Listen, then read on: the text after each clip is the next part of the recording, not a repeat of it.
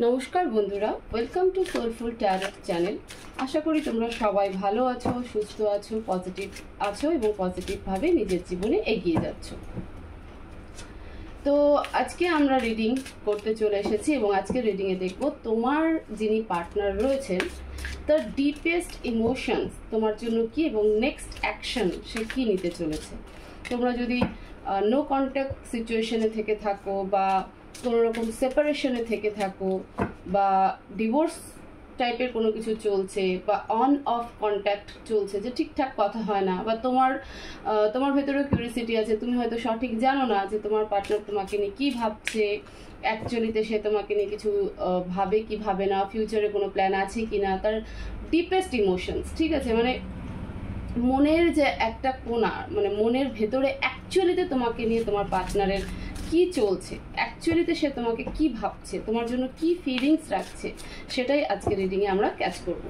তো তোমরা তাড়াতাড়ি নিজের পার্টনারকে মনে করো, সেটা তোমাদের একটা কোয়ালিটি টাইম হতে পারে, সেই সিনারিও বা তোমার পার্টনারের ইমেজ, ঠিক আছে, বা তোমার পার্টনারের নামও তুমি মনে মনে বারবার করে রিপিটেশন নিতে পারো। দেখো, তোমার পার্টনার তোমার বয়ফ্রেন্ড হতে পারে, গার্লফ্রেন্ড হতে পারে, হাজব্যান্ড হতে পারে, ওয়াইফ হতে পারে, তোমার ক্রাশ হতে পারে, যে কেউ হতে পারে। তো তুমি যাকে সেই জায়গাটা স্পেশাল ফিল করো, তুমি তার কথা মনে করো, ঠিক আছে, বারবার করে তাকে ইমাজিনেশন করতে থাকো, তাহলে পরে আমার এনার্জি ক্যাচ করতে সুবিধা হবে। আর ঈশ্বরের কাছে অবশ্যই প্রে করো, উনি যেন তোমাদেরকে রিডিং থ্রু সঠিক গাইডেন্স দেয়। আমি কার্ড সাফল করছি। প্লিজ অ্যাঞ্জেল, আমার যে সকল ভিউয়ার্সরা রয়েছে তাদের পার্টনারের মনে আমার ভিউয়ার্সদেরকে নিয়ে কি ইমোশনস আছে, প্লিজ অ্যাঞ্জেল মেসেজ দাও। আমার যে সকল ভিউয়ার্সরা রয়েছে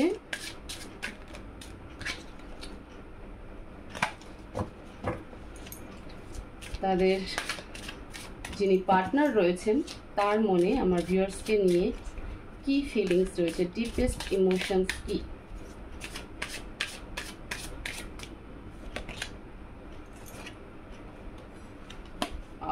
কনসিয়াসনেস, ওকে, সাকসেস,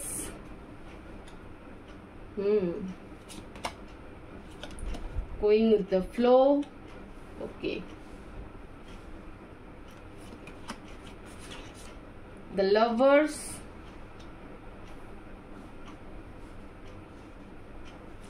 আমি আজকে কাটলে একটু উল্টো হয়ে গেছে, তো অ্যাবান্ডেন্স,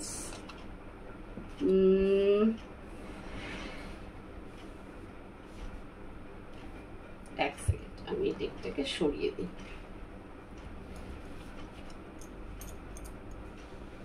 ঠিক আছে, and bottom of the deck the miser. আমি এটাকে এখানে রাখছি, ওকে, কার্ড তোমরা দেখতে পাচ্ছ, ওকে। এবার আমরা ক্ল্যারিফাইও করব, দুটো ডেক ইউজ করবো আজকে, হ্যাঁ। দেখো, এমনিতে যা সিনারিও দাঁড়াচ্ছে তাতে এই মুহূর্তে সে তো তোমাকে ট্রু লাভ অবশ্যই করে, তোমাকে নিয়ে আমি এটা বলবো না যে তোমাকে নিয়ে সে ফেক কিছু ভাবছে বা কোনো রকম প্ল্যানিং করছে বা প্লেয়ার এনার্জিতে আছে, সেরকম কোনো কিছু নেই। বাট সে কোনো অ্যাকশন নিতে চাইছে না, ঠিক আছে, সেই মুহূর্তে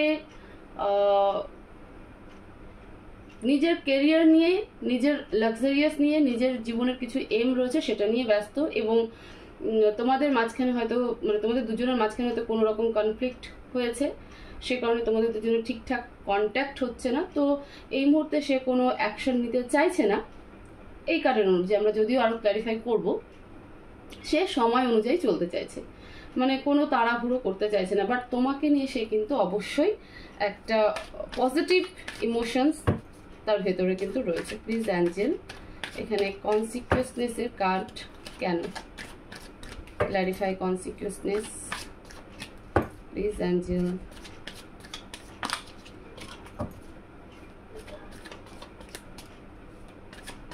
help, help,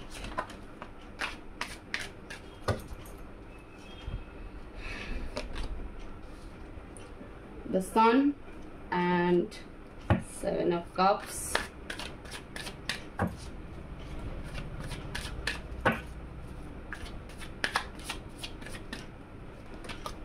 Queen of Wands, 3 of Cups. Okay,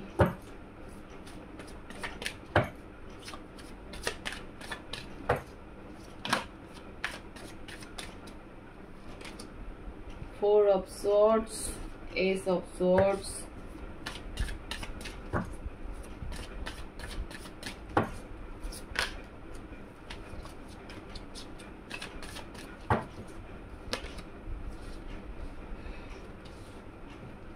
Nine of Pentacles, Ace of Cups. এখানে তিনটে কার্ড এসেছে, আমি তিনটেই নেব।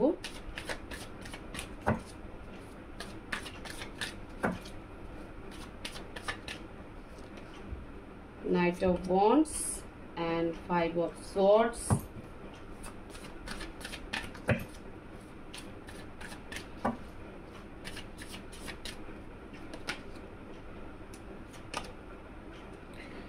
Okay, Knight of Swords and 8 of Swords.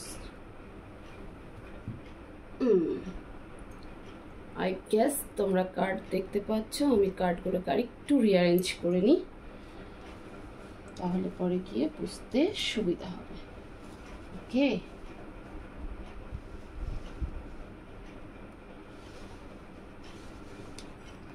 আমি এখানে রাখছি।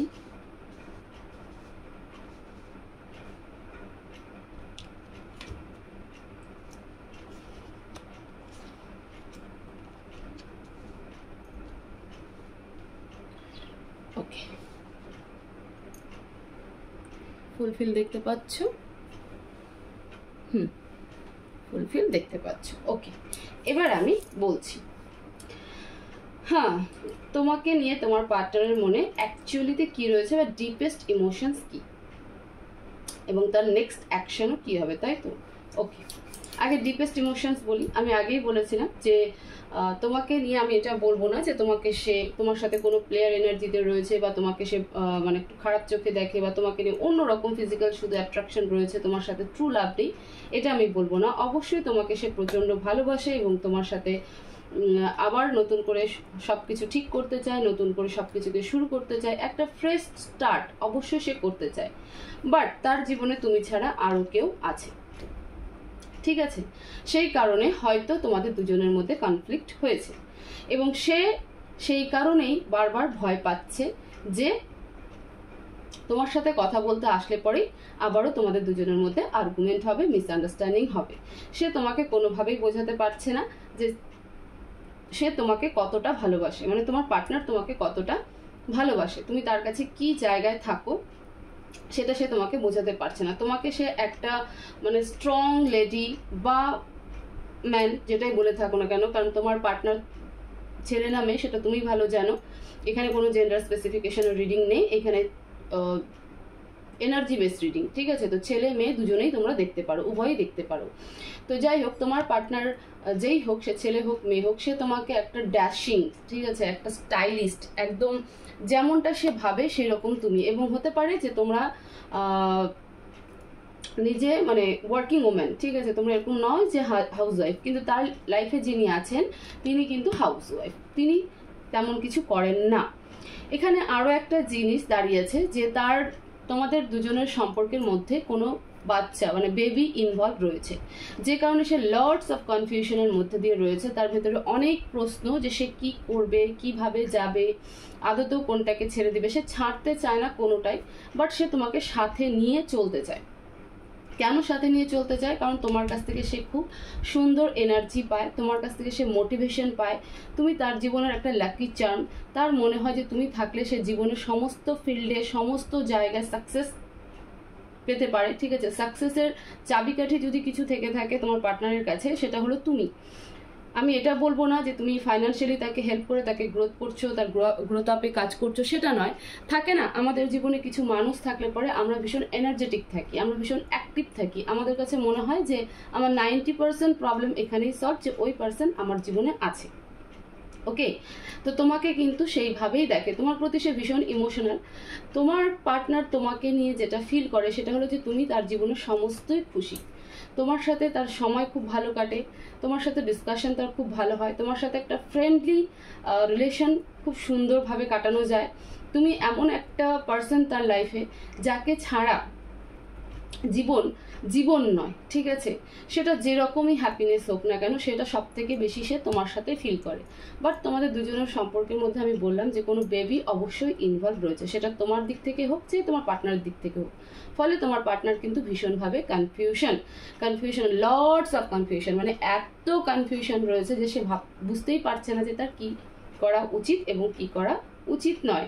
সে তার বেবিকে ছেড়ে আসবে, বা তোমার বেবি থাকলে পরে হয়তো সে ভাবছে যে আমি কি করে যাব, তার তো একটা বাচ্চা আছে, তাকে কি করে বলি যে সে চলে আসতে। বাট তোমার পার্টনারের লাইফে কিন্তু আছে, তোমার পার্টনারের লাইফেও কিন্তু এমন একজন মহিলা আছে যার রেসপন্সিবিলিটি তোমার সম্পূর্ণটাই তোমার পার্টনারের উপর। সেই রেসপন্সিবিলিটিকে ছেড়ে কমপ্লিটলি তোমার কাছে সে আসতে পারছে না। কিন্তু সে কিন্তু তোমার পার্টনার কিন্তু, মানে সে বলতে তোমার পার্টনার কিন্তু তোমার সাথে একটা নিউ স্টার্ট, নতুনভাবে সব কিছুকে শুরু করা, ফ্রেশ স্টার্ট সে করতে চায়। এবার হয়তো হতে পারে তোমাদের এত সুন্দর একটা সম্পর্কের মানে মাঝখানেও যেটা অবস্টেকল সব থেকে দাঁড়িয়েছে সেটা হলো আর্গুমেন্ট। তুমি হয়তো এমন কিছু ডিমান্ড করেছো যেটা তোমার পার্টনার তোমাকে দিতে পারছে না, ফলে তোমাদের দুজনের মধ্যে মিসআন্ডারস্ট্যান্ডিং হচ্ছে, কনফ্লিক্ট হচ্ছে, আর্গুমেন্ট হচ্ছে। যখনই তোমরা কথা বলার চেষ্টা করছো, 2 দিন, 1 দিন, 4 দিন ভালো, 5 দিন কিন্তু আবার একটা আর্গুমেন্ট স্টেজ তৈরি হয়ে যাচ্ছে।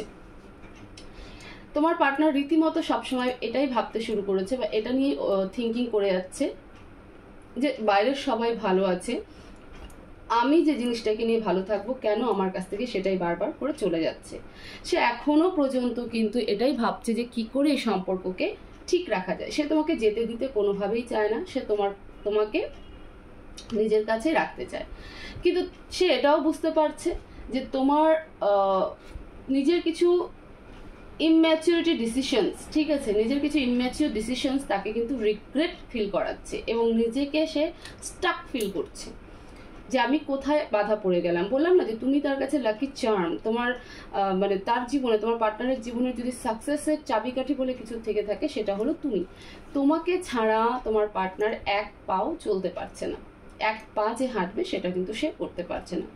ফলে তার কারেন্ট সিচুয়েশন যদি আমি বলি, তোমার পার্টনারের কারেন্ট সিচুয়েশন যদি বলি, তাহলে পরে কিন্তু সে এই মুহূর্তে প্রচণ্ড নিজেকে একটা স্টাক সিচুয়েশন মানে নিজেকে একটা আটকা মনে করছে যে আমার কি হয়ে গেল, আমি কিভাবে চলবো। সে কিছু দেখতেই পারছে না, সে কোনো রকম মুভমেন্ট নিতেই পারছে না, বুঝতে পারলে?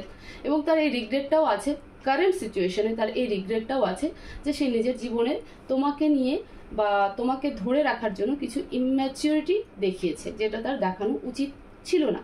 সেটাও কিন্তু সে এই মুহূর্তে কিন্তু রিয়ালাইজেশন করছে।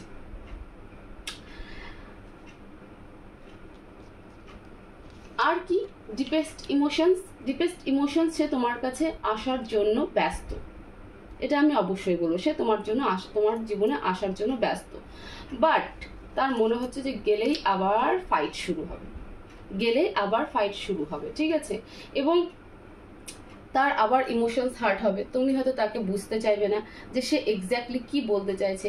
সে হয়তো এটাই বলতে চাইছে যে সে তার রেসপন্সিবিলিটিকে সম্পূর্ণ ঝেড়ে ফেলে তোমার কাছে আসতে পারবে না এবং তুমি সেটা মানবে না। তোমার ট্রাস্ট ইস্যু আছে যে তুমি তাকে হয়তো কমপ্লিটলি বিশ্বাসও করবে না, এটাও সে ভাবছে, ঠিক আছে? তো তার কিন্তু আসার ইচ্ছে তোমার কাছে আছে, বাট এত কিছু সে কিন্তু ভাবছে বলে সে কিন্তু সময়ের স্রোতে চলতে চাইছে। সে নিজে থেকে এই মুহূর্তে কিছু করতে চাইছে না, সে নিজে থেকে এই মুহূর্তে তোমার সাথে কিছুই কোনো অ্যাকশন এই কার্ডগুলোতে অন্তত পক্ষে নেই। বাট তুমি তার জীবনের অ্যাবেন্ডেন্স, ঠিক আছে, থাকে না ড্রিম যে আমি একে আমার কাছেই রাখবো, আমার কাছ থেকে কোথাও কখনো যেতে দিব না, থাকে না কিছু কিছু মানুষের জেদ টাইপের থেকে থাকে সেই রকম।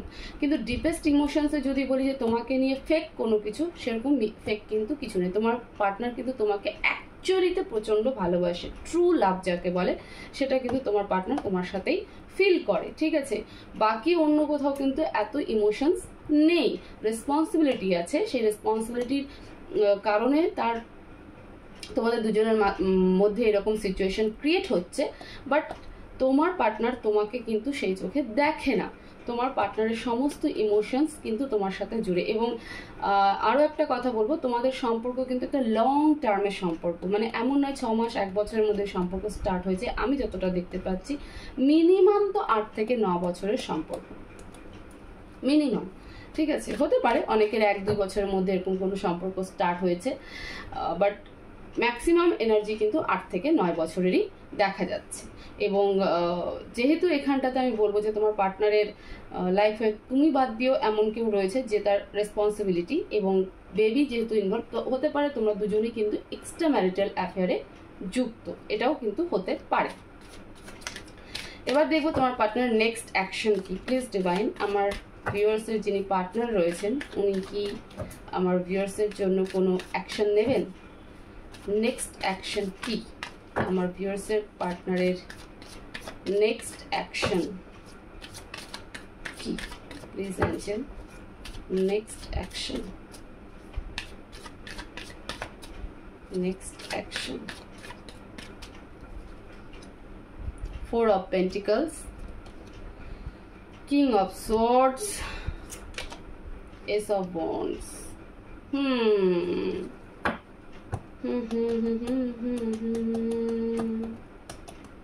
Next action. দেখো এই মুহূর্তে তো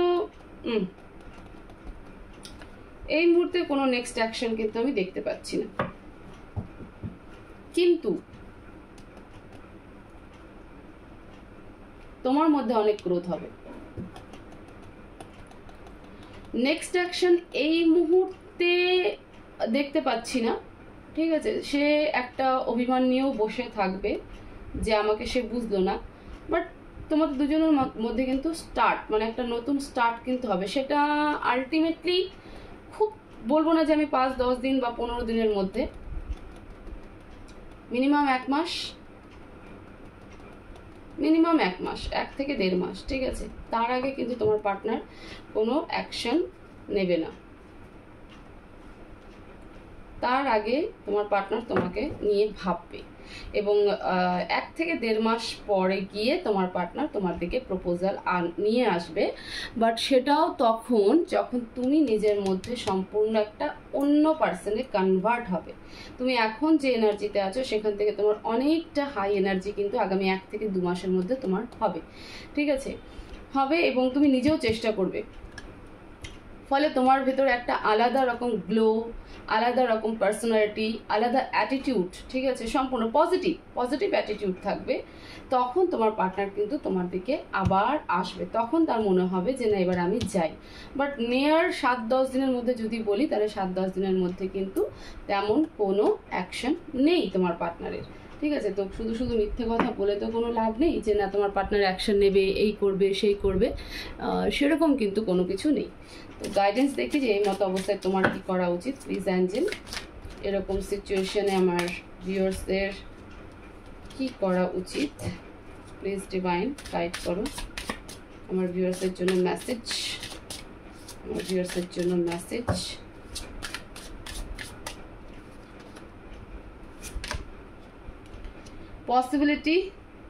পসিবিলিটিস অ্যান্ড দ্য রিভিলস। দেখো ডিভাইন বলছে যে পার্টিসিপেশনস, ডিভাইন বলছে যে নেগেটিভ হওয়ার কোনো প্রয়োজন নেই, যা যা সম্ভাব্য করার দরকার নিজের লাইফে সেই রকমই সম্ভাব্য করো, ঠিক আছে। নিজের জীবনটাকে সম্পূর্ণ নেগেটিভ এনার্জিতে ফিল আপ না করে সম্পূর্ণ কালারফুল জীবনে ভরে নিয়ে আসো। নিজের মধ্যে সম্পূর্ণ পিস অফ মাইন্ডে কাজ করো, তুমি যেটাই করে থাকো না কেন নিজের পিস অফ মাইন্ডে কাজ করো। পেছনটাকে বা সে আসবে কি আসবে না, কেন আসছে না, কেন মেসেজ করছে না, কেন রিপ্লাই করছে না, এসব না ভেবে নিজের কাজে পার্টিসিপেট করো, নিজের মধ্যে নিজেকে সেইভাবে রেডি করো, ঠিক আছে। নিজের অন্য কারোর জন্য নিজের কোনো কিছুকে থেমে রেখো না, কারণ কোনো কিছুই কিন্তু পূর্ব নির্ধারিত হলো কোনো কিছু এরকম নয় যে যেটা লেখা হয়ে গেছে সেটাই শেষ কথা। চেঞ্জ কিন্তু আমরাই করতে পারি। তো সেই জন্য নিজের এনার্জিকে চেঞ্জ করো, যা যা তার জন্য পসিবিলিটি সম্ভব, তোমার পক্ষে যা যা করা সম্ভব তুমি সেই সব কিছুই করো। নিজেকে একটা ফুল অফ এনার্জেটিক পার্সনে রেডি করো এবং সব কিছুতে পার্টিসিপেট করো। নিজেকে শেল্টার করে রেখো না, ঘরের এক কোনায় রেখো না, তাহলে পরে তোমার জন্য কিন্তু ইউনিভার্স এবং তোমার পার্টনার দুজনেরই কিন্তু এনার্জি, ইউনিভার্স কি করে, আমরা যেমন এনার্জি তাদেরকে দিই তেমনই কিন্তু আমাদেরকে রিটার্ন আসে। ফলে কি হবে, নিউ ভিশন ক্রিয়েট করো, যতটা সম্ভব নিজের লাইফে ক্রিয়েটিভিটি আনো, নিজের ওয়ার্ক লাইফে ক্রিয়েটিভিটি আনো। তুমি যদি কিছু নাও করে থাকো, বাড়িতে প্রচুর কাজ থাকে, সেটার মধ্যে ক্রিয়েটিভিটি আনো। নিজেকে হেলদি, মানে হেলদি বলতে যে তোমার মানে ফিজিক্যালি হেলদি নয়, মেন্টালি হেলদি রাখো, ঠিক আছে? তুমি যত এগুলো করবে তত তোমার জন্য কিন্তু পজিটিভ এনার্জি কাজ করবে। সবার আগে নেগেটিভ থট মাথার থেকে বের করে দাও। তো এই হচ্ছে ডিভাইন গাইডেন্স।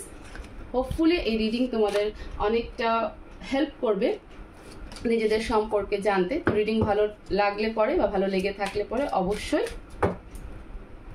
চ্যানেলকে সাবস্ক্রাইব করো, ভিডিওকে শেয়ার করো, লাইক করো, কমেন্ট করো। তোমাদের আর কি ভিডিও চাই, কোন কোন টপিকের উপরে ভিডিও চাই, সেটাও আমাকে কমেন্ট বক্সে জানাও। তো সবাই ভালো থাকো, সুস্থ থাকো, পজিটিভ থাকো। দেখা হবে নেক্সট ভিডিওতে। Thank you so much.